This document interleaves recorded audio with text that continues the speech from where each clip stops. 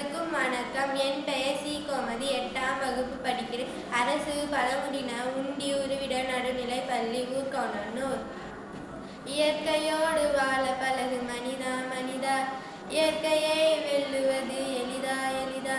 மரம் செடி கொடிகள் யாவும் இயற்கை தந்தது, மயக்கும் ஒளி புல்லினங்கள் இயற்கை தந்தது. உறவு முதல் விலங்கு வகை இயற்கை தந்தது, உறவு முதல் விலங்கு வகை இயற்கை தந்தது. இயற்கையோடு வாழ பழகு மனிதா மனிதா, இயற்கையை வெல்லுவது எளிதா எளிதா. இடி இடிப்பதை உன்னாலே தடுக்க முடியுமா? எரிமலை கடல் அலையை அடக்க முடியுமா? அடிவானில் உதிக்கும் அழகை மறக்க முடியுமா? இயற்கையோடு வாழ பழகு மனிதா மனிதா, இயற்கையை வெல்லுவது எளிதா எளிதா. மண்ணில் இருந்து கிடைக்காத பொருள்களும் உண்டா? மண்ணில் இருந்து கிடைக்காத பொருள்களும் உண்டா?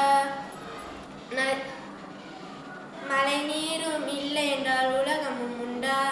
உலகமும் உண்டா? எண்ணில்லா பெருமையும் இயற்கை தந்தது, இயற்கை சிதைத்து சிதைப்பாலே துயரம் இருக்குது. இயற்கையோடு வாழ பழகு மனிதா மனிதா, இயற்கையை வெல்லுவது எளிதா எளிதா. நதி நீர் நச்சென்றது இன்று யாராலே? பூமி காட்டும் அழகானது இன்று யாராலே? காடு தந்த சீதனங்கள் அளித்தது யாரு? காலநிலை கெட்டு போவது காரணம் யாரு? காலநிலை கெட்டு போவது காரணம் யாரு? மாற்றங்கள் தேடுவது மனிதனின் புத்தி, எதை மாற்றிட பணி இயற்கையின் சக்தி. மாற்றங்கள் தேடுவது மனிதனின் புத்தி, எதை மாற்றிட பன்மை கொண்டது இயற்கையின் சக்தி. விஞ்ஞானம் என்பது அறிவியல் விளையாட்டு, வியப்பு எது என்றது இயற்கையின் விழிகாட்டு. விஞ்ஞானம் என்பது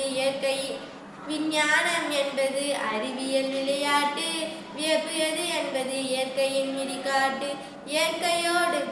இயற்கையோடு வாழ பழகு மனிதா மனிதா, இயற்கையை வெல்லுவது எளிதா எளிதா. நன்றி.